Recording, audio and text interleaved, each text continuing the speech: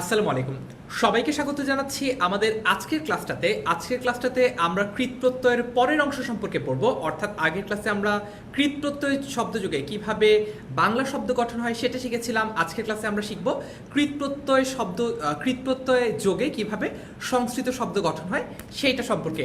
তো ক্লাসের একদম শুরুতেই তোমরা আমাকে লিখে জানাও যে কে কোথা থেকে আমাদের সাথে আজকের ক্লাসটা জয়েন করেছো, যাতে আমরা বুঝতে পারি যে আমাদের আজকের ক্লাসটার পরিসর আসলে কত বড় এবং পুরো বাংলাদেশের কে কোন প্রান্ত থেকে আমাদের সাথে ক্লাসটা করছো। আমাকে এক্ষুনি লিখে জানাও।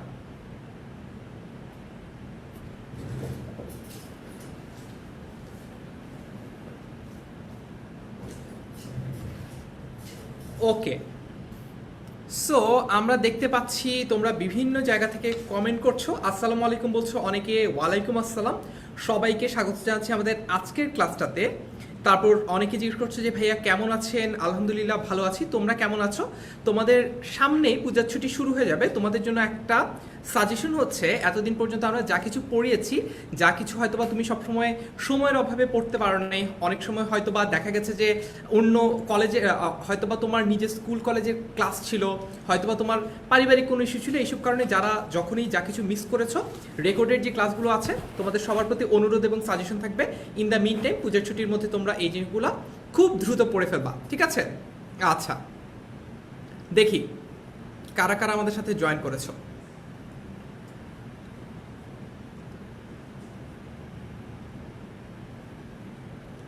ওকে, আমরা এমডি জাহাঙ্গীরকে দেখতে পাচ্ছি, সাথে আরো অনেক বন্ধুরাই আমাদের সাথে আছো। আমরা তাহলে আজকের ক্লাসটা শুরু করি এবং আজকের ক্লাসটা একটু আগাতে থাকি।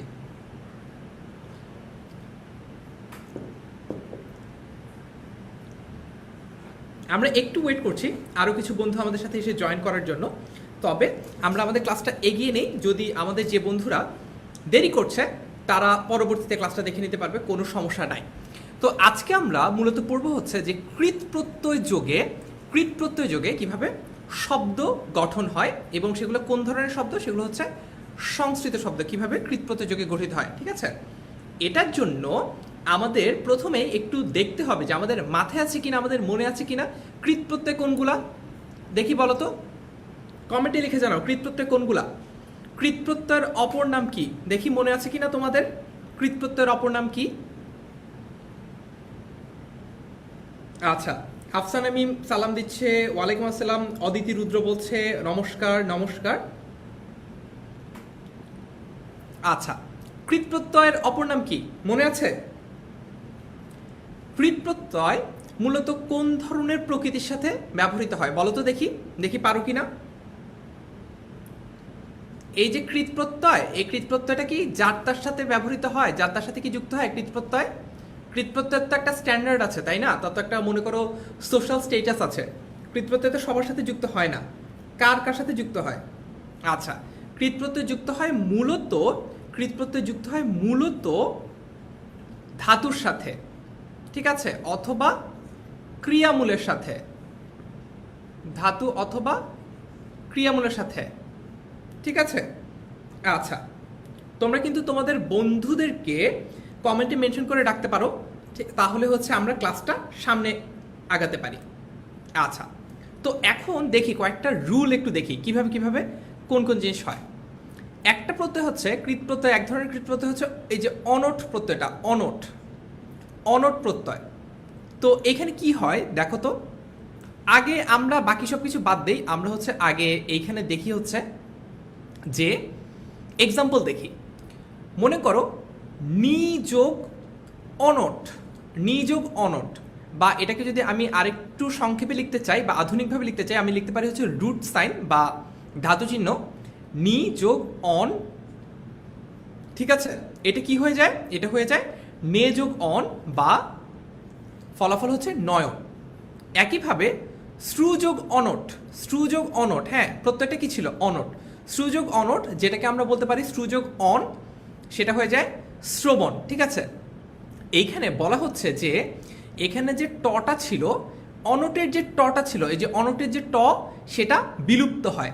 ইথ মানে হচ্ছে বিলুপ্ত হওয়া বা লোপ পাওয়া, অনটের ট, এই যে টটা, এই যে টটা বিলুপ্ত হয়ে গেলে যেটা থাকে সেটা দিয়ে আসলে কৃত প্রত্যয় যোগে সংস্কৃত শব্দ গঠিত হয়, ঠিক আছে? আচ্ছা, তার মানে আমরা পেয়ে গেলাম হচ্ছে যে এইটা কিভাবে গঠিত হয়, যে আমরা পেয়ে গেলাম যে এটা কিভাবে গঠিত হয়, অনটের টটা বিলুপ্ত হয়ে যায়, অনটের টটা বিলুপ্ত হয়ে যায়, তার মানে অনট থেকে এটা হয়ে যায় অন, অর্থাৎ আমরা কি পাচ্ছি, নি যোগ অন নয়ন, শ্রু যোগ অন, ঠিক আছে, শ্রু যোগ অন শ্রবণ, এইরকম করে আমরা থান, ভোজন, নর্তন, দর্শন ইত্যাদি জিনিসপত্র পাই। আচ্ছা, জেরিন বলছে ভাইয়া বিকাল 5টার টাইমটা চেঞ্জ করে সন্ধ্যায় একটা টাইম দিলে হয় না? ঠিক আছে, আমার কোনো সমস্যা নেই, আমি আমাদের এই যে কোর্স ম্যানেজমেন্ট টিমের সাথে কথা বলবো বা হচ্ছে আমাদের অ্যাডমিনিস্ট্রেশনের সাথে কথা বলবো, যাতে তোমাদের জন্য একটা সুইটেবল টাইম ফিক্স করা যায়। আমাকে একটু জেনে লিখে জানিও যে তোমাদের জন্য কোন টাইমটা সুইটেবল হয়। আচ্ছা, জাহাঙ্গীর বলছে ভাইয়া বাংলা কৃতপ্রত্যয় 16 থেকে 21 রুল পড়া বাকি আছে, সেটা তোমাদের জন্য একদম সবচেয়ে সহজ উপায় হচ্ছে সেটা বাসায় পড়া। আর আজকে যদি সংস্কৃত রুলগুলো পড়ানো শেষ করতে পারি, তাহলে আমরা বাংলা ওই রুলগুলোতেও ব্যাক করবো, কোনো সমস্যা নেই। যে আগের স্লাইডগুলোতেই এগুলো আছে, যেগুলো হচ্ছে যে 16 থেকে 21, যেটা কথা জাহাঙ্গীর বলছো, তো এগুলো আমরা পড়বো, কোনো সমস্যা নেই যদি হচ্ছে আমরা শেষ করতে পারি আজকে সংস্কৃতটা। সংস্কৃতটাও কিন্তু বেশ বড়, ঠিক আছে। আচ্ছা, তো আশা করি জেরিন তোমার কনসার্টের উত্তর আমি দিতে পেরেছি, জাহাঙ্গীর তোমার কনসার্টের উত্তর আমি দিতে পেরেছি। অনন্যা হোসেন আসসালামু আলাইকুম বলছে, আদ্রিতা আবৃত্তিও বলছে ওয়ালাইকুম আসসালাম। ওকে, তারপরে দেখি, এরপরে আমরা দেখতে পাচ্ছি কত প্রত্যয়। কি প্রত্যয়? কত প্রত্যয়। যেমন এইখানে রুট সাইন গ, এই যে এটা জ যোগ ইয় যোগ কত, এটা হয়ে যাচ্ছে জ্ঞাত। আবার খ্যা যোগ কত, দেখো খ্যা যোগ কি হবে এটা বলো তো দেখি, খ্যা যোগ কত, এটা তোমাদেরকে একটু স্লাইডটা বানানটা ঠিক করে দেই এখান থেকে।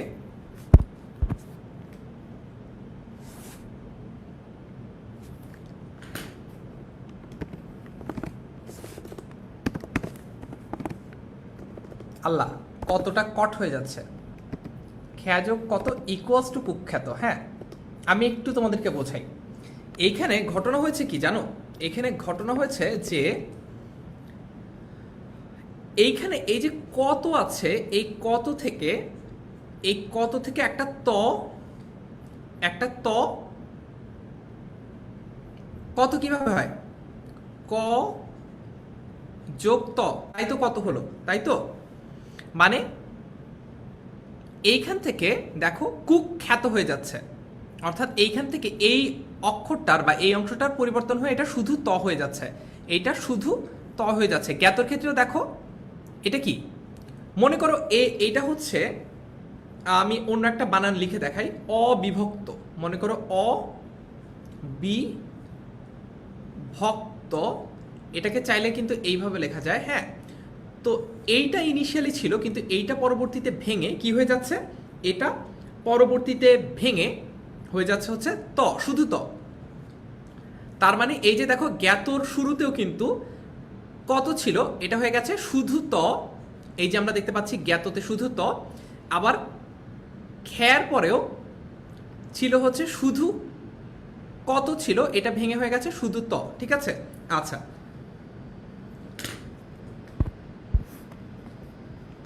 ওকে, আই গেস তোমাদের কাছে ক্লিয়ার। তারপরে দেখি, এখন আমরা কয়েকটা বিশেষ নিয়ম পড়বো, আচ্ছা, একটু বিশেষ নিয়মগুলো দেখি তো, বিশেষ নিয়মগুলো কি কি। আচ্ছা, জেরিন বলছে অন্যদিন ইংলিশ ক্লাসগুলো সন্ধ্যা 7:30টার দিকে, তো বাংলা ক্লাসও ওই টাইমে নিলে ভালো হয়। আচ্ছা ঠিক আছে, আমি চেষ্টা করবো যে বাংলা ক্লাসটা 7:30টার দিকে নেওয়ার। আমি বাকিদের সাথে যার সাথে সংশ্লিষ্ট কর্তৃপক্ষের সাথে কথা বলবো, যাতে বাংলা ক্লাসটাও 7:30টার দিকে নেওয়া যায়। ওকে, এখন দেখো বিশেষ নিয়ম, তার মানে হচ্ছে স্পেশাল কেসেস। মানে মনে করো পুলিশে দেখা যায় যে স্পেশাল কেস যেগুলো থাকে, ওগুলো দেখা যায় যে পুলিশের স্পেশাল ব্রাঞ্চ এসবি, অথবা ডিটেকটিভ ব্রাঞ্চ বা ডিবি, অথবা সিআইডি, অথবা এফবিআই, অন্যরা ডিল করে। আর সাধারণ কেসগুলো হচ্ছে পুলিশ ডিল করে। আমি একটু বোঝাই, বাকিগুলো বাদ দেই, এসবিটা বোঝাই। পুলিশ ডিল করে হচ্ছে অর্ডিনারি কেস, যেগুলো অর্ডিনারি কেস কীরকম, মানে হচ্ছে মনে করো একটা খুন হয়েছে বা একটা চুরি হয়েছে, যেটার পেনাল কোড অ্যাক্টে আছে চুরির সাজা কি, খুনের সাজা কি, অথবা ভিকটিম কিংবা হচ্ছে আসামিকেও আলাদা করা গেছে, কেসটা ডিল করবে পুলিশ। এতক্ষণ পর্যন্ত আমরা যে রুলগুলো পড়লাম। কিন্তু যদি স্পেশাল কোনো কেস হয়, স্পেশাল চাঞ্চল্যকর হত্যা মামলা মনে করো, সেই ধরনের জিনিসগুলো ডিল করে কে? এসবি বা স্পেশাল ব্রাঞ্চ। তো এতক্ষণ পর্যন্ত আমরা যে রুলগুলো দেখলাম সেগুলো হচ্ছে অর্ডিনারি রুল। এখন আমরা কিছু বিশেষ নিয়ম দেখব, বিশেষ নিয়ম দেখব, ঠিক আছে? ওকে, দেখি।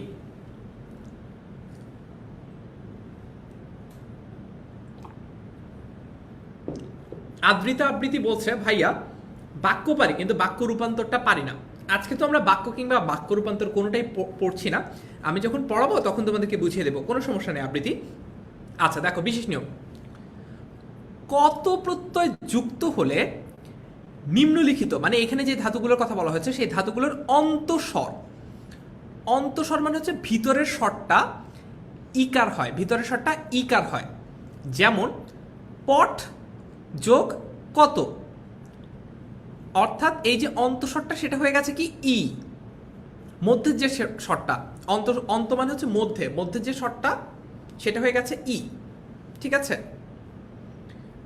অর্থাৎ এটা হয়ে গেছে পঠিত।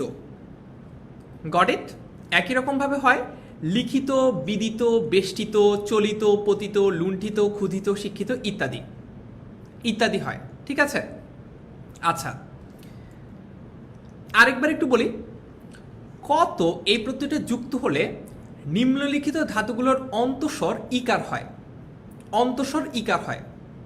আচ্ছা, আরেকবার একটু বোঝাই। যেমন মনে করো পঠিততে আমরা কি দেখতে পাচ্ছি, আগে ছিল হচ্ছে পট, আগে ছিল হচ্ছে শুধু পট, আর নতুন করে যুক্ত হয়েছে কি, আগে পট ছিল তাই তো, আর এই কতটা ছিল, কতটা রূপান্তরিত হয়ে আমরা দেখতেই পাচ্ছি, কতটা রূপান্তরিত হয়ে কি হয়, কত কিন্তু থাকে না, কটা কিন্তু বাদ যায় তাই না? এই যে কটা কিন্তু বাদ থাকলে হচ্ছে শুধু ত, পট যোগ ত হওয়ার কথা ছিল, তার মানে জিনিসটা হওয়া উচিত ছিল পট হতো, জিনিসটা হওয়ার কথা ছিল পট হতো। এইখানে আমরা দেখতে পাচ্ছি যে এই পঠের সাথে একটা রস্বই কার যুক্ত হচ্ছে। এখন অন্তঃস্বর, অন্ত বলতে এক্স্যাক্টলি বোঝায় হচ্ছে এন্ড, অন্ত বলতে এক্স্যাক্টলি বোঝায় হচ্ছে এন্ডিং, বুঝছো, মানে একদম শেষে। অর্থাৎ এই যে পঠের শেষে একটা কি যুক্ত হচ্ছে, ইকার যুক্ত হচ্ছে, অর্থাৎ পঠ যোগ কত, এটা বিশেষ নিয়মে হয়ে যাচ্ছে পঠিত, কারণ পঠের সাথে একটা ইকার যুক্ত হচ্ছে।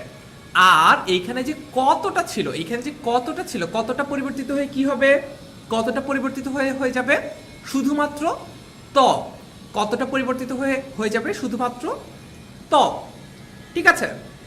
আচ্ছা, এইবার দেখি কত প্রত্যয় যুক্ত হলে ধাতুর অন্তঃস্থিত চ ও জয়ের স্থলে, এটা থলে হবে না, এটা স্থলে হবে বা পরিবর্তে ক হয়। রুলটা কি? কত প্রত্যয় যুক্ত হলে, অর্থাৎ মনে করো কোনো কিছুর সাথে যদি কত যুক্ত হয়, কোনো কিছুর সাথে কত যুক্ত হলে, কোনো কিছুর সাথে কত যুক্ত হলে ধাতুর অন্তঃস্থিত মানে ধাতুর মধ্যে থাকা চ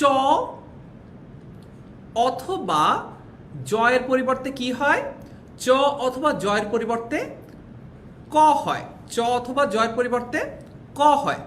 যেমন সিচ যোগ, মনে করো সিচ যোগ কত যদি এখানে থাকতো তাহলে সেটা হয়ে যেত সিক্ত, মুচ যোগ কত যদি থাকতো সেটা হয়ে যেত কি মুক্ত, ঠিক আছে? এই চটা দেখো চ অথবা জয়ের পরিবর্তে, আমি তোমাদেরকে একটু বোঝাই, সাধারণত এইখানে কৃৎপ্রত্যয়ের ক্ষেত্রে আমরা যদি দেখি, কৃৎপ্রত্যয়টা যদি কত থাকে, কৃৎপ্রত্যয় যদি কত থাকে সাধারণত সেটা পরিবর্তিত হয়ে শুধুমাত্র একটা ত হয়ে যায়, ঠিক আছে?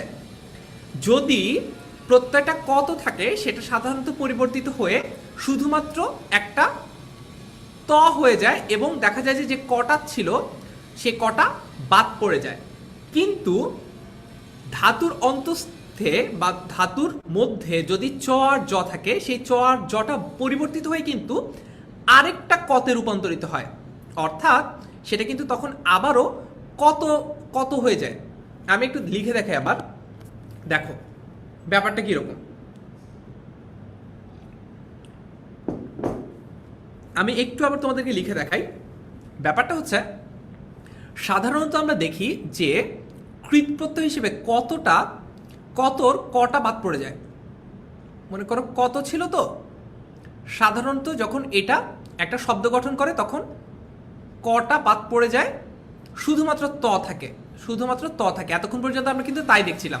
যেমন মনে করো এই কটা কিন্তু শুধুমাত্র ত হয়ে গেছে, এরকম লিখিত হয়েছে, বিদিত হয়েছে, বেশিত হয়েছে, সবগুলোর ক্ষেত্রে ঠিক আছে। কিন্তু ধাতুর মধ্যে বা এই যে মূল যে অংশটা আছে ধাতুমূল ক্রিয়ামূল, এটার মধ্যে যদি চ অথবা জ থাকে, চ অথবা জ থাকে, এই চ আর জটা পরিবর্তিত হয়ে যায় একটা ক। তার মানে দেখো এই যে পরের অংশটাতে অর্থাৎ প্রত্যয় যে ক আর ত ছিল সেখান থেকে কিন্তু একটা ক বাদ যাচ্ছে। আবার প্রকৃতিতে বা ধাতুতে যে চ আর জ ছিল সেটা কিন্তু পরিবর্তিত হয়ে ক হয়ে যাচ্ছে। তার মানে শুরুতে ইনিশিয়ালি যে ক ত ছিল সেটা কিন্তু আসলে পরিবর্তিত হচ্ছে না। আমরা যদি দেখি, আমরা অনেক সময় কাটাকাটি করি না, এরকম মনে করো যে 10 ইন্টু 100 বাই মনে করো হ্যাঁ এরকম, ঠিক আছে। আমরা কাটাকাটি কিভাবে করি, এই যে উপরেরটা আর নিচেরটা বাদ, তার মানে হচ্ছে যেটা ছিল সেটাই, ঠিক আছে। এখানেও এক্স্যাক্টলি তাই হয়েছে। এখানে গ্রামাটিক্যাল রুল অনুযায়ী কত থেকে কটা বাদ চলে গেছে, কিন্তু আরেকটা বিশেষ নিয়ম অনুযায়ী যেহেতু চ ছিল এখানে, সেই চটা আবার পরিবর্তিত হয়ে ক হয়েছে। অর্থাৎ কাটাকাটি করে আমরা দেখতে পাচ্ছি আগে যা ছিল এখনো তাই আছে, এই যে কত। ক্লিয়ার? এতক্ষণ কি ক্লিয়ার? আচ্ছা, সুমাইয়া জাহান ঐশী বলছে ভাইয়া শব্দ হয় কিসে? পাশের বিল্ডিং এ ড্রিল করছে, এটা শব্দ হচ্ছে, ঠিক আছে। এতক্ষণ যেটা বুঝালাম, যে কাটাকাটির ব্যাপারটা বুঝালাম, সেটা কি তোমার কাছে ক্লিয়ার? একটু লিখে জানাও তো দেখি,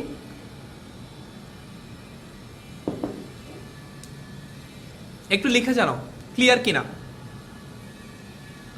ক্লিয়ার হলে আমরা পরের টপিকটাতে যেতে পারবো।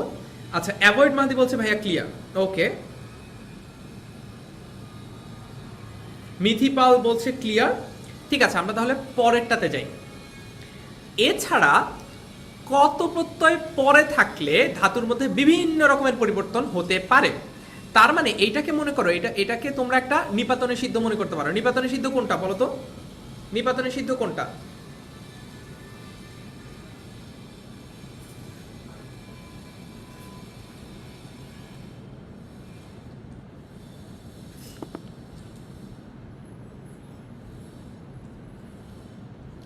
নিপাতনে সিদ্ধ মানে হচ্ছে যেটা সরাসরি কোনো রুল মানে না, যেটা সরাসরি কোনো রুল মানে না। তো এছাড়াও কত প্রত্যয় পরে থাকলে বিভিন্ন রকমের পরিবর্তন হতে পারে। তো এরকম কয়েকটা উদাহরণ এখানে দেওয়া হলো, যেমন গম যোগ কত। দেখো গম যোগ কত, কোনটা বাদ গেছে? একটা ক ছিল সেটা বাদ গেছে। তার মানে বেশিরভাগ সময় এই যে কত অথবা এই যে এটা এমন যদি থাকে, সেটা রূপান্তরিত হয়ে শব্দ যখন গঠিত হয় তখন কটা বাদ চলে যায়, শুধু ত চলে আসে, ঠিক আছে। গম যোগ কত, গত। এইখানে গ্রন্থ, গ্রন্থিত, চূর্ণ, ছিন্ন, জাত, ঠিক আছে। বেশিরভাগ ক্ষেত্রে আমরা দেখতে পাচ্ছি কি জানো, বেশিরভাগ ক্ষেত্রে আমরা দেখতে পাচ্ছি এইখানে যে কতটা ছিল এই কতটা পরিবর্তিত হয়ে ততে রূপান্তরিত হয়, অর্থাৎ কটা বাদ চলে যায়। তবে কিছু কিছু ক্ষেত্রে, যেমন মনে করো লব্ধ, যুদ্ধ, এইসব ক্ষেত্রে এই কতটা পরিবর্তিত হয়ে শুধুমাত্র ত হয় না, অন্য কিছু হতে পারে। সেটা একটা বিশেষ নিয়ম বা স্পেশাল কেস, অর্থাৎ ব্যতিক্রম, ঠিক আছে। এটাকে আলাদা করে দেখো, এখানে কিন্তু এটাকে আলাদা করে কোনো নিয়ম দিয়েও এক্সপ্লেইন করা হয় না, বলা হয় না যে এই নিয়মের কারণে এই ধরনের পরিবর্তন হয়েছে, বরঞ্চ বলা হচ্ছে এটা এক ধরনের ব্যতিক্রম, এইটা এইভাবে হয়। বাকি সবগুলো রুল আমরা বলেছি, পড়েছি, শিখেছি, বুঝেছি, কিন্তু এরপরেও রুলের বাইরে যা কিছু আছে স্পেশাল কেস, সেই স্পেশাল কেসটা, যে স্পেশাল কেসগুলো নিয়ে মূলত স্পেশাল ব্রাঞ্চ ডিল করে, সেগুলোই আমরা এখানে পড়লাম। ওকে, তারপরে দেখি। এরপরে আমরা দেখতে পাচ্ছি ক ত রস্বইকার। ক ত রস্বইকার এই প্রত্যয়টা যদি থাকে তাহলে দেখা যায় যে ক ইত। ইত মানে কি? দেখি কমেন্টে লিখে জানো তো ইত মানে কি?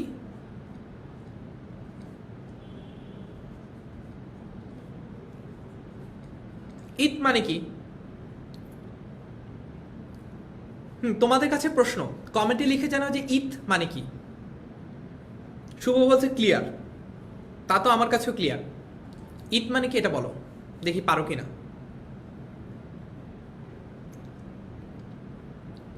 আমরা কি পারি? ইত মানে কি?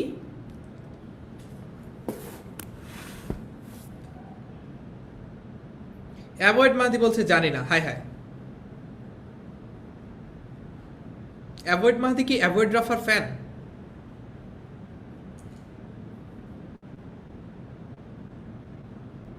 আল্লাহ, কেউই পারো না? আচ্ছা আমি বলে দিই। শুভ বলছে জানি না। ইত মানে হচ্ছে, ইত এসেছে হচ্ছে ইলেক থেকে। ইলেক মানে কি জানো? ইত না জানলে ইলেক মানে জানাটা আরো আরো অসম্ভব। এটা একদম সহজ বাংলা হচ্ছে লোপ পাওয়া। লুক মানে কি? লুক। আচ্ছা, অ্যাভয়েড মাদি হচ্ছে অ্যাভয়েড অফ আর বিগ ফ্যান। ওকে, আমরা এতদিন ধরে যে অলুক পড়েছি, অলুক, অলুক মানে কি? লুক। এই লুক মানে কি? দেখো, এই লুক মানে হচ্ছে লোপ, ঠিক আছে? মনে রাখবা, এই যে লুক, লুকের সাথে মিল আছে কিসের? ইলেকের, ঠিক আছে? লুকের সাথে মিল আছে ইলেকের, ইলেকের সাথে মিল আছে কিসের? ইতের। তার মানে কি? তার মানে হচ্ছে ঈদ বলতে আমরা লোপ পাওয়া বোঝাবো বা কোনো কিছু বাদ যাওয়া বোঝাবো। ওকে, তো ক ইত এখানে বলা হচ্ছে ক ইত তি থাকে। এইটার মানে কি? কি একটা সংস্কৃত রুল বলে দিল যেন। ক ইত মানে হচ্ছে খুবই সহজ, কটা লোপ পায়, ঠিক আছে? তো এখানে আমরা দেখতে পাচ্ছি, এই যে ক তি রসিকাটা আছে, এখান থেকে কি লোপ পাবে? ক, কটা লোপ পাচ্ছে। গম যোগ কতি, এটা বেসিক্যালি হয়ে যাচ্ছে গম যোগ তি, আর গম যোগ তিটাকে আমরা দেখতে পাচ্ছি পরবর্তীতে মটাও লোপ পেয়ে যাচ্ছে, অর্থাৎ এটা হয়ে যাচ্ছে গতি, ঠিক আছে? এটা হয়ে যাচ্ছে গতি। মিথিপল সঠিক উত্তর দিচ্ছে। মিথিপল বলছে যে লোপ, এক্স্যাক্টলি। তারপরে দেখি, এরপরে দেখি, এরপরে আমরা আবারও কিছু বিশেষ নিয়ম পড়বো। আমরা আগেই জানি বিশেষ নিয়ম সরাসরি কোনো প্রচলিত নিয়মের কাছাকাছি পড়ে না বা প্রচলিত নিয়মকে ফলো করে না, কিংবা আমরা যেগুলোকে বলি হচ্ছে সচরাচর, সেই সচরাচর নিয়মগুলোকে কিন্তু বিশেষ নিয়মটা ফলো করে না। কতি প্রত্যয় যুক্ত হলে কোনো কোনো ধাতুর অন্ত ব্যঞ্জনের লোপ হয়। অন্ত ব্যঞ্জন কোনটা বলো তো দেখি? অন্ত, অন্ত মানে কি? অন্ত মানে কি পারো? অ্যাভয়েড মাহাদি বলছে এই তো ইট মানে লোপ। এতক্ষণে মাহাদি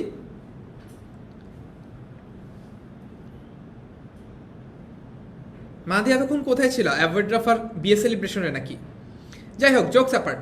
সো অন্ত মানে কাউসার আহমেদ শুভ বলছে শেষ, আর হচ্ছে অ্যাভয়েড মাহাদি বলছে ভিতর। ভিতরটা হয় না, ভিতরটা ভুল, এটা অ্যাকচুয়ালি শেষ বোঝায়। অন্ত ব্যঞ্জনের মানে শেষ যেই ব্যঞ্জনটা সেটা লোপ পায়, শেষ যে ব্যঞ্জনটা সেটা লোপ পায়। যেমন মন যোগ কতি, দেখো প্রকৃতি আর প্রত্যয় নিয়ম অনুযায়ী এই যে কতিটা থাকে না, এই কতিতে এই যে কটা, এই বেচারা ক এমনি বাদ, এটাকে আলাদা করে রুলে এখানে উল্লেখ করে বাদ দেয় না, এটা এমনি বাদ, ঠিক আছে? এখানে অন্ত ব্যঞ্জনটা লোপ হয়েছে মানে হচ্ছে এইখানে যে ধাতুটা ছিল, যে ক্রিয়ামূলটা ছিল, সেটার যে শেষ ব্যঞ্জনটা, অন্ত মানে হচ্ছে শেষ। অন্ত মানে কি? অন্ত মানে হচ্ছে শেষ। এটা যে শেষ ব্যঞ্জনটা ছিল, অর্থাৎ এটা যে শেষ ব্যঞ্জনটা ছিল অর্থাৎ দন্তন্য, এখানে এখানে ম, এইটা বাদ যাচ্ছে। অর্থাৎ দেখো মন যোগ কতি, এইটা এই কতি তো এমনিতে ক বাদ, অর্থাৎ এটা হয়ে যাবে তি। ঠিক আছে, দেখো জিনিসটা হচ্ছে এরকম, মন যোগ কতি। ঠিক আছে, তো এইখান থেকে বিশেষ নিয়মের অনুযায়ী, এখান থেকে বিশেষ নিয়ম অনুযায়ী দুইটা জিনিস বাদ যাচ্ছে। একটু দেখিয়ে দিই তোমাদের কোন দুইটা জিনিস বাদ যাচ্ছে। এমনিতেই আমরা জানি যদি প্রত্যয় ক যোগ ত এইটা থাকে, তাহলে আমরা এমনিতেই জানি প্রত্যয় যদি ক যোগ ত এটা থাকে, তাহলে ক যেটা থাকে সেটা এমনি বাদ, ক যেটা ছিল ক বেচারা এমনি বাদ। তার মানে এখানে এটা আমরা দেখতে পাচ্ছি তরস্বীকার হবে। ঠিক আছে, আর বিশেষ নিয়মে বলছে যে কোনো কিছুর পরে, কোনো ধাতুর পরে, কোনো ক্রিয়ামূলের পরে যদি ক যোগ ত রস্বইকার যুক্ত করা হয়, এই প্রত্যয়টা যদি যুক্ত করা হয়, তাহলে ধাতুর যে অন্ত ব্যঞ্জনটা, ধাতুর যে শেষ ব্যঞ্জন বর্ণটা আছে, এখানে ধাতুর শেষ ব্যঞ্জন বর্ণ কোনটা বলতো? মন। এখানে মন এটাই তো একটা ধাতু, তাই তো? এখানে শেষ ব্যঞ্জন কোনটা বলতো? আচ্ছা, মিরাজ বলছে ভাইয়া শর্ট সিলেবাসে তো প্রত্যয় নেই, আমি এটা সরাসরি শর্ট সিলেবাসের জন্য পড়াচ্ছি না, এটা যাতে তোমাদের সবকিছু বুঝতে বেসিকটা ক্লিয়ার হয় এই জন্য পড়াচ্ছি, যেগুলো তোমাদের পরবর্তীতে কাজে লাগবে। ঠিক আছে, আচ্ছা, এক্স্যাক্টলি প্রিয়সী সঠিক উত্তর দিচ্ছে দন্তন্য। তার মানে এখানে অন্ত ব্যঞ্জন হচ্ছে দন্তন্য, এই দন্তন্যটাও কিন্তু বাদ চলে যাচ্ছে, অর্থাৎ জিনিসটা হয়ে যাচ্ছে কি, মন থেকে আমরা দন্তন্য বাদ দিচ্ছি, অর্থাৎ ম নিচ্ছি, আর ক যোগ ত রস্বইকার এখান থেকে আমরা কটা বাদ দিচ্ছি, হয়ে যাচ্ছে তি, অর্থাৎ জিনিসটা পেলাম কি, ম যোগ তি মতি। ঠিক আছে, এই যে মতি। ওকে, গট ইট। আচ্ছা,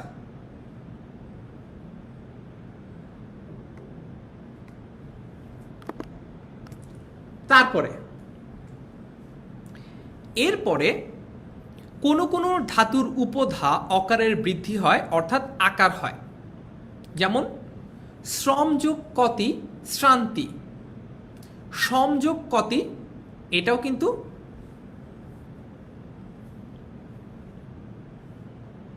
এটা শান্তি আর এটা হচ্ছে শ্রান্তি। ঠিক আছে, ওকে, সবাই দন্তন্য বলছো, সবাইকে অভিনন্দন। আচ্ছা, আরিফুল ইসলাম রাকি বলছে ক্লিয়ার দেখা যায় না কেন? আমি তো ক্লিয়ার দেখতে পাচ্ছি। কোনো কোনো ধাতুর উপধা অকারের বৃদ্ধি হয়, অর্থাৎ আকার হয়, যেমন শ্রমযোগ কতি। এখন ধাতুর উপধা, তোমরা কি এটার মানে কি জানো? ধাতুকে এটা তো আমি বুঝলাম, এটা হলো ধাতু, হ্যাঁ এটা হলো ধাতু। উপধা মানে কি বলো তো দেখি, পারো কি না বলো তো দেখি, উপধা মানে কি? আমি একটু কমেন্ট সেকশন চেক করি তো।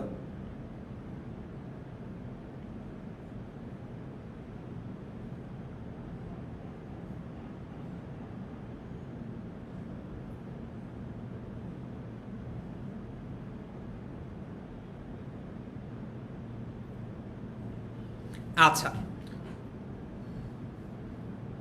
কমেন্টে তো কই কোনো সার শব্দ দেখতে পাচ্ছি না। উপধা মানে কি আমি বলে দিই, উপধা হচ্ছে এই যে উপধা, হ্যাঁ দাঁড়াও একটু কালি চেঞ্জ করে নিই যাতে তোমরা বুঝতে পারো।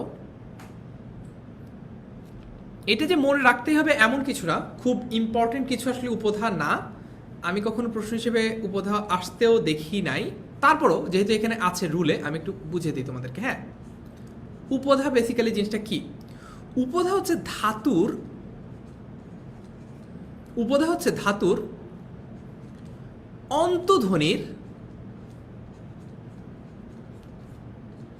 অন্তধ্বনির আগের ধ্বনি। ধাতুর উপধা মানে হচ্ছে ধাতুর অন্তধ্বনির আগের ধ্বনি। তার মানে দেখো এইখানে ধাতুর অন্তধ্বনি হচ্ছে মূলত ম, এটার আগের ধ্বনি হচ্ছে এইটা। এইখানে যে একটা অ ছিল, দেখো শ্র ম, শ্র যোগ অ যোগ ম, এই অটা আ হয়ে যাবে। তাহলে এইটা মূলত হওয়ার কথা ছিল শ্রমতি, এটা হয়ে গেল কি শ্রান্তি, অর্থাৎ অটা আ হয়ে যাচ্ছে, অটা আ হয়ে যাচ্ছে। একই রকম ভাবে সম যোগ কতি, দেখো জিনিসটা হওয়ার উচিত ছিল এরকম, তালব্যস্য যোগ অ যোগ ম, এরপরে অন্য কিছু, যাই হোক। কিন্তু ধাতুর উপধা মানে কি? ধাতুর উপধা মানে হচ্ছে ধাতুর যে অন্তধ্বনিটা আছে, অর্থাৎ এইখানে এই যে সম, হ্যাঁ, সমের ক্ষেত্রে যে অন্তধ্বনি, এটা হচ্ছে অন্তধ্বনি, হ্যাঁ, মটা, এটার আগের ধ্বনি যেটা অর্থাৎ দন্তস্ব ইটসেলফ, এটার সাথে যে অটা ছিল, এটার সাথে যে স্বরেওটা ছিল, এই স্বরেওটা হয়ে যাচ্ছে স্বরে আ, এই স্বরেওটা হয়ে যাচ্ছে স্বরে আ। তাহলে কি পাচ্ছি আমরা? তাহলে আমরা পাচ্ছি যে এইটা আকার হবে, অর্থাৎ এইটা কিন্তু সন্তি না, এটা এই যে মটা তো বাদ, কত থেকে কটাও বাদ, তাহলে এটা কি সন্তি হওয়ার কথা ছিল না? না, এটা সন্তি হয়ে যাচ্ছে না, এটা হয়ে যাচ্ছে শান্তি, অর্থাৎ এই যে স্বরেওটা এটা পরিবর্তিত হয়ে আ হয়ে যাচ্ছে, ঠিক আছে, এটা পরিবর্তিত হয়ে আ হয়ে যাচ্ছে। ওকে, ক্লিয়ার তোমাদের কাছে এইটা?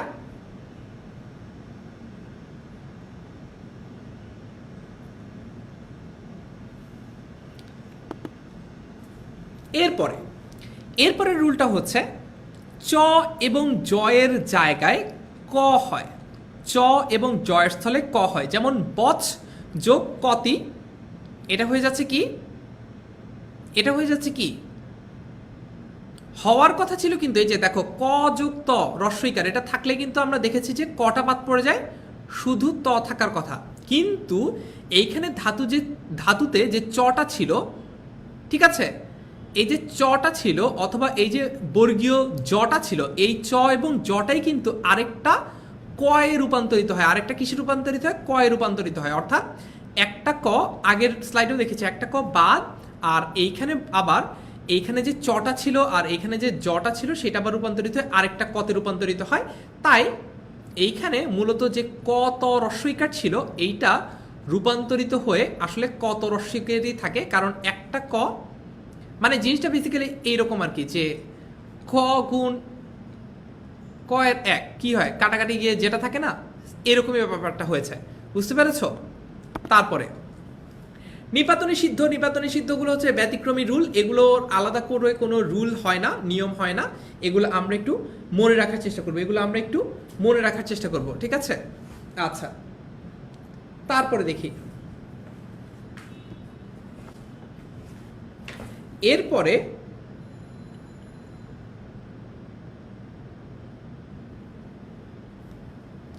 এরপরে আমরা 4 নম্বর রুলটা পড়ব, তব্য ও অনীয় প্রত্যয়।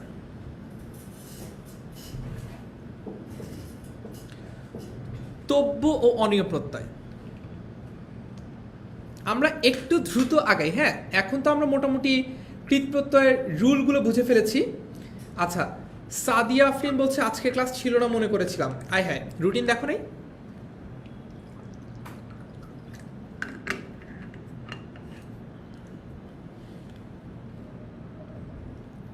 ঠিক আছে, এখন থেকে আমরা কিন্তু এতক্ষণে আমাদের যে বেসিকগুলো সেগুলো বুঝে ফেলেছি, কিভাবে পরিবর্তিত হয় সেগুলো বুঝে ফেলেছি। এখন আমরা একটু দ্রুত আগানোর চেষ্টা করব যাতে আমরা কন্টেন্টটা পুরোপুরি কভার আপ করতে পারি, হ্যাঁ। আর যা কিছু বাকি থাকবে এটা কিন্তু মানে মনে করো একটা টপিকের পুরোটুকু যদি তোমাকে ক্লাসে পড়িয়ে শেষ করানো না যায় সময়ের অভাবে ব্যাপারটা এরকম যে মনে করো আমি ঠিক করেছিলাম যে একটা কন্টেন্ট পড়াতে আমার 50 মিনিট টাইম লাগবে আর 10 মিনিট তোমাদের প্রবলেম আমি সলভ করবো, কিন্তু অনেক সময় দেখা যায় যে একটা পুরো টপিক বোঝানোর পরে স্টুডেন্টরা বলে যে ভাইয়া বুঝি নাই, কিছুই বুঝি নাই। কি বুঝো নাই? বলছে ভাইয়া কিছুই বুঝি নাই, শুরু থেকে আবার বোঝান, পুরো জিনিসটা আবার পড়ান। তখন কিন্তু আমার আগে করার যে প্ল্যানটা, সেই প্ল্যানটা থেকে বের হয়ে এসে তোমাদেরকে আরও বেশিক্ষণ পড়াতে হয়। এরকম যদি করা হয় তখন দেখা যায় যে পুরো টপিকটা, পুরো কন্টেন্টটা সবসময় ঠিকঠাক মতো কভার আপ করা যায় না বা পড়িয়ে শেষ করা যায় না। তবে তার মানে কিন্তু এই না যে তোমাকে একটা ক্লাসের মধ্যে পড়ানো যায় নাই, পড়িয়ে শেষ করানো যায় না এই সময়ের অভাবে, তার মানে কিন্তু এই না যে ওইটা তোমার জন্য গুরুত্বপূর্ণ না, ওইটা তোমাকে বুঝতে হবে না। তোমাদের দায়িত্ব হচ্ছে সেটা বাসায় পড়ে নাও, ঠিক আছে? তো আজকে আমি তোমাদেরকে যতটুকু পড়াচ্ছি, তারপর যখন তোমাদেরকে স্লাইডটা দিয়ে দেবো, যতটুকু পড়ানো বাকি থাকবে সেটা কিন্তু তোমরা নিজেরা বাসায় ঠিকঠাক মতো পড়ে নিবা, ঠিক আছে? আচ্ছা, দেখি এবার কর্ম ও ভাববাচ্যের ধাতুর পরে তব্য ও অনীয় প্রত্যয় হয়। তব্য ও অনীয় প্রত্যয় হয় কিরকম? যেমন ক্রিযুক তব্য, কর্তব্য, এই যে তব্যর ব্যাপারটা এখানে আমরা দেখতে পাচ্ছি, তব্য, ক্রিযুক তব্য কর্তব্য, দাযুক তব্য দাতব্য, এইরকম। অনীয় প্রত্যয় দিয়ে কিভাবে হয়? অনীয় প্রত্যয় দিয়ে হয় কি, ক্রিযোগ অনীয় করণীয়, রক্ষযোগ অনীয় রক্ষণীয়, এরকমভাবে দর্শনীয় হয়, পানীয় হয়, শ্রবণীয় হয়, পালনীয় হয়, এইরকমভাবে কিন্তু হয়। তার মানে দুই ধরনের প্রত্যয় যুক্ত হয়ে কিভাবে সংস্কৃত শব্দ গঠিত হয় সেটা আমরা দেখতে পাচ্ছি। একটা হচ্ছে তব্য, আরেকটা হচ্ছে অনীয়। একটা হচ্ছে তব্য, আরেকটা হচ্ছে অনীয় প্রত্যয়। ক্রিযোক্তব্য কর্তব্য, দাযোক্তব্য দাতব্য, পর্যোক্তব্য পঠিতব্য। আচ্ছা, তারপরে ত্রিচ প্রত্যয় যুক্ত হয়, হওয়া। ত্রিচ প্রত্যয় যদি যুক্ত হয়, চ ইত ত্রি থাকে। ইত মানে কি এইবার পারো কিনা দেখি?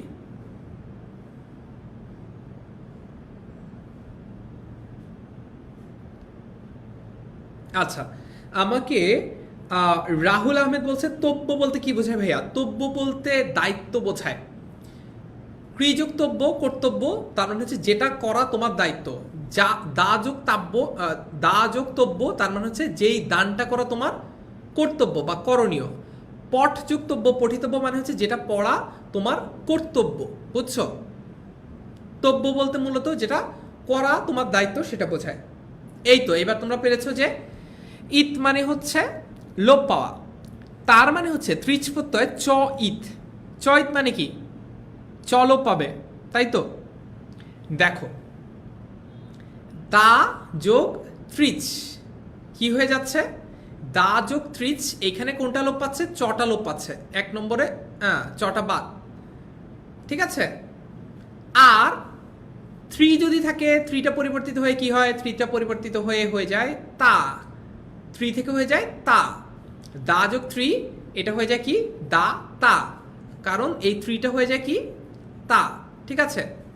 আচ্ছা, তার মানে এখানে দুই ধরনের পরিবর্তন আমরা দেখতে পাচ্ছি। এক, পরিবর্তন নাম্বার এক, চ থাকলে সেটা বাদ বা ইত, আর এবং এবং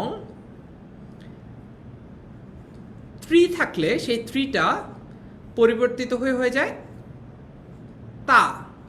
থ্রিটা পরিবর্তিত হয়ে যায় তা, ঠিক আছে? আচ্ছা, থ্রিটা পরিবর্তিত হয়ে যায়, হয়ে কি হয়?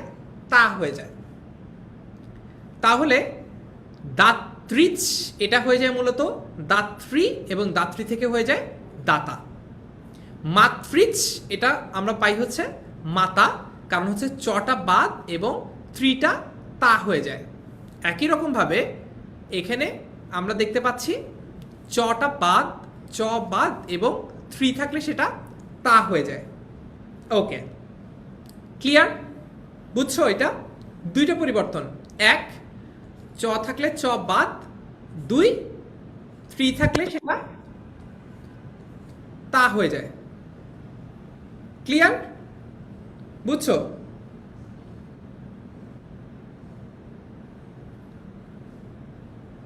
আচ্ছা, পরের রুল দেখি। এখানে কিছু বিশেষ নিয়ম আছে, যেমন নক প্রত্যয়, ন ইত অক থাকে, ন মূর্ধন্য বাদ অক থেকে যায়। যেমন পট যোগ নক, কোনটা বাদ? মূর্ধন্যটা বাদ, তাহলে কি হয়? পট যোগ মূর্ধন্য বাদ, কি হলো? অক থেকে গেল, পট যোগ অক হয়ে গেল কি? পাঠক, ঠিক আছে? আচ্ছা, আর একটা অ, এই অটা কিন্তু আ হয়ে যাচ্ছে। দেখো এখানে বলা হচ্ছে মূল ঘরের বৃদ্ধি হয়ে, বৃদ্ধি কোনটা মনে আছে?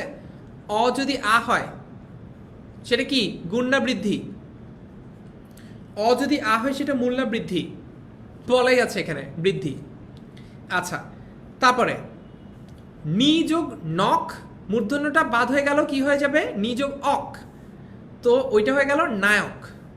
বা গই যোগ নখ, নখটা মূর্ধন্য বাদ, অক থাকলো, সেটা হয়ে গেল গায়ক। লিখ যোগ নখ, এটা হয়ে গেল লেখক। ঠিক আছে, ওকে, সবাই বলছে বৃদ্ধি, অনেক অনেক ধন্যবাদ গত ক্লাসটা মনে রাখার জন্য। তারপরে বিশেষ নিয়ম, এখন চলে আসলাম স্পেশাল কেসেসের ক্ষেত্রে। নক প্রত্যয় পরে থাকলে নিযন্ত ধাতুর রস্বইকারের লোপ হয়, যেমন পুঁজি যোগ নখ, এটা হয়ে যাচ্ছে কি রস্বইকারের লোপ হয়।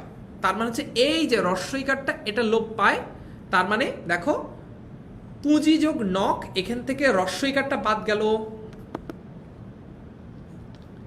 এখান থেকে রস্বইকারটা বাদ গেল, আর মূর্ধন্য তো আগের নিয়মেই বাদ। তার মানে কি হলো পুজক। কারণ হচ্ছে জিনিসটা এরকম ছিল, দেখো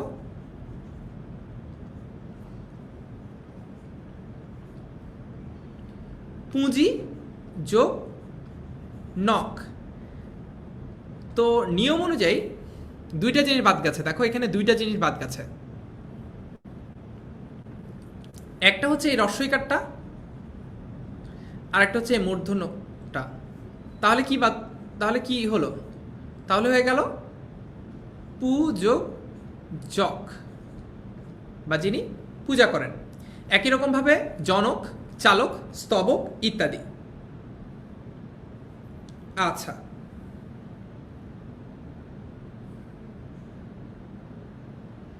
তারপরে দেখি সাদিয়া আফরিন ইবনাথ বলছে ভাইয়া প্রথমা এক বচনের ত্রিস্থলে তা হয়, এখানে প্রথমা এক বচন বুঝি নাই। এক বচন মানে কি? আমি একটু আগেরটাতে চলে যাই, আগের স্লাইডে, এই যে এইটা, তো প্রথমা এক বচনের ত্রিস্থলে তা হয়, তার মানে হচ্ছে যে এক বচন কি এটা তো বুঝো সিঙ্গুলার আর প্লুরাল। হ্যাঁ, মনে করো এটা হচ্ছে সিঙ্গুলার, মানে হচ্ছে একটা, একাধিক বোঝা যায়। যেমন হচ্ছে দাতা, একজন দাতাকে বোঝাচ্ছে, মাতা একজন মাতাকে বোঝাচ্ছে। ঠিক আছে, আচ্ছা। আর প্রথমা বলতে বোঝানো হচ্ছে এখানে যে বিভক্তিটা, সেই বিভক্তিটার কথা। প্রথমা বা শূন্য বিভক্তি মানে কি? মানে হচ্ছে আলাদা করে কোনো কিছু যুক্ত না হলে। আলাদা করে কোনো কিছু যুক্ত না হওয়া কখন হয় আমি তোমাকে বুঝাই। মনে করো ফর এক্সাম্পল বাবা, এটা সিঙ্গুলার এবং একই সাথে এটা কিন্তু প্রথমা, কারণ এটার সাথে আলাদা করে কোনো বিভক্তি যুক্ত হয়নি। আমি যদি বাবা রা লিখি, তখন বাবারা কিন্তু এক নম্বর হচ্ছে এটা সিঙ্গুলার না, এটা হচ্ছে এক নম্বরই, এটা হচ্ছে প্লুরাল। এবং দুই নম্বর কথা হচ্ছে এটা কিন্তু তখন আর প্রথমা বিভক্তিতে থাকে না। কারণ কি? কারণ হচ্ছে এইটা তখন দ্বিতীয় বিভক্তিতে চলে যায়। কেন? কারণ হচ্ছে, কারণ কি?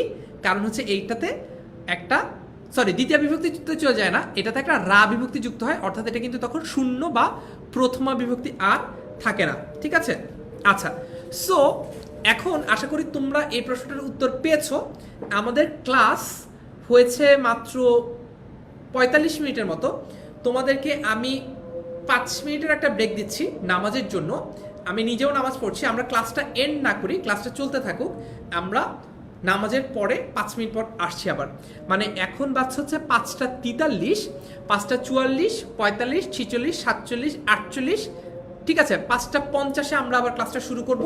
ততক্ষণ পর্যন্ত ক্লাসটা চলতে থাকুক। আমি আপাতত আমার অডিও আর ভিডিও অফ করে তোমাদেরকে নামাজ পড়ার জন্য একটা গ্যাপ দিচ্ছি, ব্রেক দিচ্ছি। ঠিক আছে, আচ্ছা।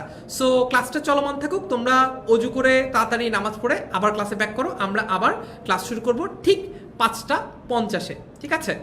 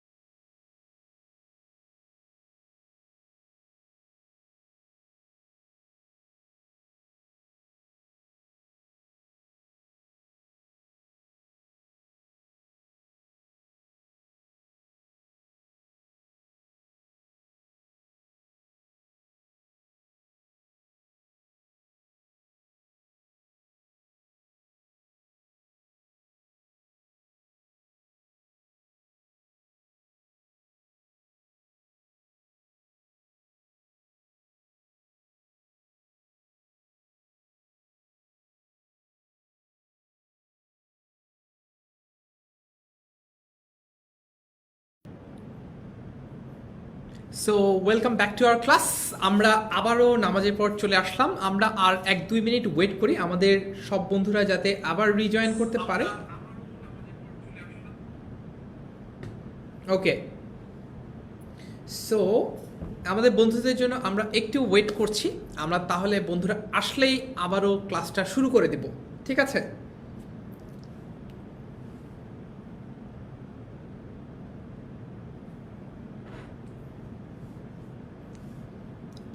তো আমরা এতক্ষণ পর্যন্ত যা যা কিছু শিখলাম সেগুলো একটু বাকি বন্ধুরা আস্তে আস্তে একটু রিক্যাপ করে নিতে পারি। সেটা হচ্ছে যে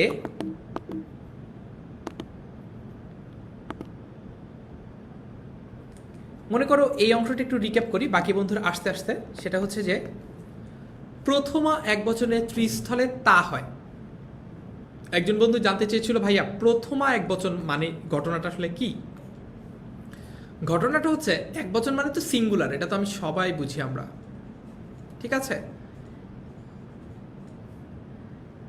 এখন এইটার সাথে দেখো, মনে করো সিঙ্গুলার যখন হয় তখন কিন্তু সেটা মনে করো আপেল, এমনিতেই এটার সাথে আর কোনো কিছু যুক্ত থাকে না, আর কোনো বিভক্তি যুক্ত থাকে না। তো সেটাকে আমরা বলতে পারি শূন্য অথবা প্রথমা বিভক্তি। আর যদি এটাকে আমরা প্লুরাল করতে যাই তখন আমরা কি বলবো? তখন আমরা বলবো হচ্ছে আপেলগুলো। তখন কিন্তু এটা শূন্য অথবা প্রথমা বিভক্তি আর থাকে না, বুঝছো? এইটাই বলা হচ্ছে এখানে। প্রথমা অথবা এক বচনে, অর্থাৎ যখন সিঙ্গুলার হবে তখন থ্রি এর জায়গায় তা হবে, অর্থাৎ দাতার বদলে দাত্রীর বদলে দাতা হবে, মাতৃর বদলে মাতা হবে। আচ্ছা, ওকে, সো ওয়েলকাম ব্যাক। আমরা আবার ক্লাসটা শুরু করে দিই। এরপরে আমরা হচ্ছে আরো কিছু রুল এখানে দেখতে পাচ্ছি। কঠিন কঠিন ব্যাপার, একদম কঠিন কঠিন ব্যাপার। ঘ জফলা মূর্ধন্য প্রত্যয় জীবনে কোনোদিন শুনছো? আমি তো এই বাংলা ব্যাকরণ বইয়ের আগে কোথাও জীবনেও দেখি নাই। ঘ জফলা মূর্ধন্য এই প্রত্যয়টা যুক্ত হলে কি হয়? ঘ মূর্ধন্য ইত, ইত মানে হচ্ছে লোপ, ইত মানে হচ্ছে লোপ। কর্ম ভাব পাচ্ছে ঘন হয়, যেমন ধৃ যোগ ঘন, এটা কি হয়ে যাচ্ছে? এটা হয়ে যাচ্ছে মূলত ধার্য। কেন? কারণ হচ্ছে এইখানে আমরা দেখতে পাচ্ছি ঘ আর মূর্ধন্য ইত বা লোপ পাচ্ছে। তার মানে ধৃ যোগ ঘ আর মূর্ধন্য দুইটা আছে, দুইটা কিন্তু লোপ পেয়ে যাচ্ছে, বাদ। তারপরে দেখো ক্রি যোগ ঘ যোগ মূর্ধন্য বাদ। তার মানে হচ্ছে এইখানে একটা জফলা থাকে। এখানে যে জফলাটা, সেই জফলাটা কিন্তু থাকছে, জফলাটা আবার বসে যাচ্ছে তার জায়গা মতো। অর্থাৎ ক্রি যোগ ঘ জফলা মূর্ধন্য, এইটা থেকে ঘটা বাদ, মূর্ধন্যটা বাদ, থেকে যাচ্ছে জফলা। ধৃ যোগ ঘ জফলা মূর্ধন্য, ঘ বাদ মূর্ধন্য বাদ, থেকে যাচ্ছে জফলা, ঠিক আছে? তো এই জফলাটাই পরবর্তীতে আমরা এখানে দেখতে পাচ্ছি। জফলাটা হয়ে যাচ্ছে মূলত জফলার পূর্ণ যে রূপ, জ দেখো ফলা, এটাই তো, তাই তো? জফলা, এই জফলাটা হয়ে যাচ্ছে জ। ক্রি যোগ ঘ যোগ ঘ জফলা মূর্ধন্য, এখান থেকে ঘটা বাদ, মূর্ধন্যটা বাদ, যেই জফলাটা ছিল সেই জফলাটা পরিবর্তিত হয়ে যাচ্ছে জ, ঠিক আছে? তার মানে আমরা এটা পেয়ে গেলাম। তারপরে দেখি জ প্রত্যয়। কর্ম ও ভাব বাচ্চে যোগ্যতা ও ঔচিত্য অর্থে জ প্রত্যয় যুক্ত হয়, জ প্রত্যয় যুক্ত হয়, ঠিক আছে? আচ্ছা, আমরা একটু এক্সাম্পল দেখি তাহলে আরো ভালো বুঝবো। যেমন গম যোগ জ গম্য, ঠিক আছে? তারপর এখানে দেখো দা যোগ জ, এই দাটা বেসিক্যালি হয়ে যাচ্ছে দে, এই যে দাটা, এই দাটা হয়ে যাচ্ছে এখানে দে। তো এই দা যোগ জ, এটা শেষমেশ এসে দাঁড়াচ্ছে হচ্ছে দেয়তে। হা যোগ জ, এটা হয়ে যাচ্ছে হেয়। ঠিক আছে, আচ্ছা তারপরে দেখি, এরপরে হচ্ছে নিন প্রত্যয়। নিন প্রত্যয়, এই ধরনের কঠিন কঠিন প্রত্যয়গুলো আমরা কিন্তু আসলে সংস্কৃত বাদে অন্য সকল জায়গায় তেমন একটা দেখি না, এগুলো মূলত সংস্কৃততেই বেশি দেখা যায়। ঠিক আছে, আচ্ছা গ্রহ যোগ নিন, এখানে বলাই আছে কোনটা লোপ পাবে কোনটা থাকবে কি কি হবে। হ্যাঁ, মূর্ধন্য ইত, মূর্ধন্য বাদ, রস্বই মূর্ধন্য এইটা থাকে, ইন দীর্ঘইকার হয়। দেখি একটু এক্সাম্পল দেখি, তাহলে আমি রুলটা ভালো মতো বুঝতে পারবো। গ্রহ যোগ মূর্ধন্য রস্বইকার দন্তন্য, মূর্ধন্য ইত অর্থাৎ মূর্ধন্য বাদ রস্বই মূর্ধন্য এটা থাকে। আচ্ছা এটা বাদ ইন থাকলে এটা থাকবে। হ্যাঁ, আচ্ছা এবং এই যে ইনটা, এই যে ইনের যে দীর্ঘইকারটা, ইনটা এখানে যে ইন আছে না, মানে দেখো জিনিসটা ছিল এরকম,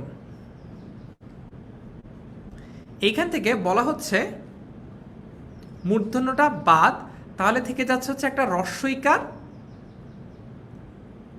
যোগ দন্তন্য। এই যে ইনটা, এই যে রস্বইকার যোগ দন্তন্য ইকস টু হচ্ছে ইন। হ্যাঁ, এই যে ইনটা, এই ইনটা পরিবর্তন হয়ে যাচ্ছে কি জানো, দীর্ঘইকার। দীর্ঘইকার, এই যে দেখো এইখানে কিন্তু কোথাও কোনো দীর্ঘইকার ছিল না, এইখানে যে এইটা দীর্ঘইকার হয়ে গেছে। একই রকম ভাবে পানিন পাই হয়েছে, এরপর কারি দ্রোহী সত্যবাদী ভাবী স্থায়ী গামী এরকম হয়েছে। কিন্তু নিন যুক্ত হলে হন ধাতুর জায়গায় ঘাত হয়, যেমন আত্ম হন, এটা হয়ে যাচ্ছে আত্মঘাতী।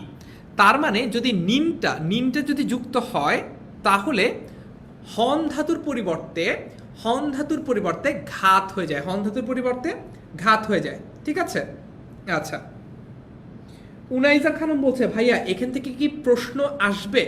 হ্যাঁ, এগুলো থেকে প্রশ্ন এসে থাকে, তবে দেখা যেতে পারে যে তোমাদের শর্ট সিলেবাসে না থাকার কারণে সরাসরি এখান থেকে প্রশ্ন নাও আসতে পারে, কিন্তু পরবর্তীতে তোমরা যখন যাবা অন্যান্য স্টেজগুলোতে, মানে এইচএসসির পরে অ্যাডমিশন টেস্টে কিংবা হচ্ছে চাকরির জন্য বিভিন্ন প্রতিযোগিতামূলক পরীক্ষায়, তখন কিন্তু এগুলো থেকে তোমাদের প্রশ্নটা আসাই স্বাভাবিক। ঠিক আছে, আচ্ছা তারপরে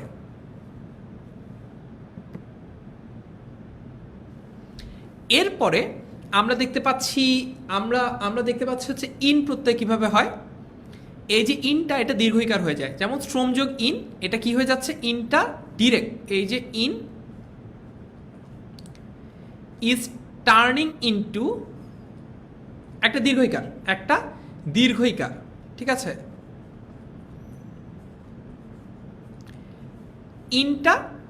ইনটা দীর্ঘইকার হয়ে যাচ্ছে, শ্রমযোগ ইন কি হয়ে যাচ্ছে, একটা ইনটা পরিবর্তিত হচ্ছে একটা দীর্ঘইকার দিয়ে, তাহলে এটা হয়ে যাচ্ছে শ্রমী।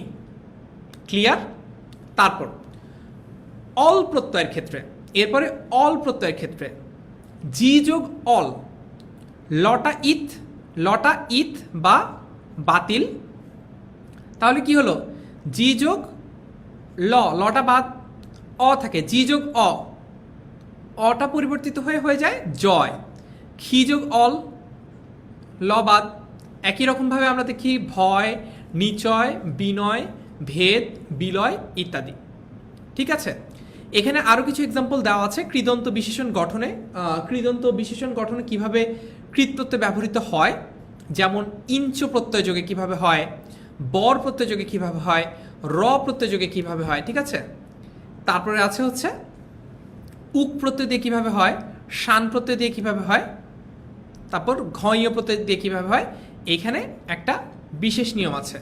ঠিক আছে, তো মোরললেস কৃতপ্রত্যয় সম্পর্কে আমরা যা কিছু পড়লাম, মোরললেস কৃতপ্রত্যয়টা আসলে এই রকম। হ্যাঁ, মোরললেস কৃতপ্রত্যয়টা আসলে এই রকম। আমরা কৃতপ্রত্যয় সম্পর্কিত আমাদের বন্ধু উনাইসা বলছে কি রকম প্রশ্ন আসতে পারে। কৃতপ্রত্যয় থেকে সরাসরি যদি সিকিউতে প্রশ্ন দেয়, সিকিউ প্রশ্ন এরকম হতে পারে যে নিচের শব্দগুলোকে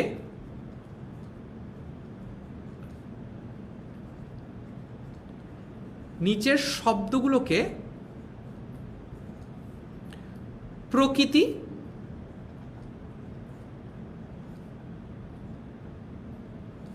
ও প্রত্যয় বিশ্লেষণ করো। 1 নম্বর টাইপের প্রশ্ন এটা হতে পারে। হ্যাঁ, তো এইটা বলে মনে করো তোমাকে 5টা শব্দ দিয়ে দিল, মানে মনে করো তোমাকে দীপ্যমান দিল, ঠিক আছে, তারপর হচ্ছে জাগরুক দিল, তারপর হচ্ছে মনে করো শোক দিল, নন্দন দিল, এরকম কয়েকটা শব্দ তোমাকে দিয়ে বলতে পারে যে এগুলোকে প্রকৃতি ও প্রত্যয় বিশ্লেষণ করো। তখন তোমার এই যে অংশটা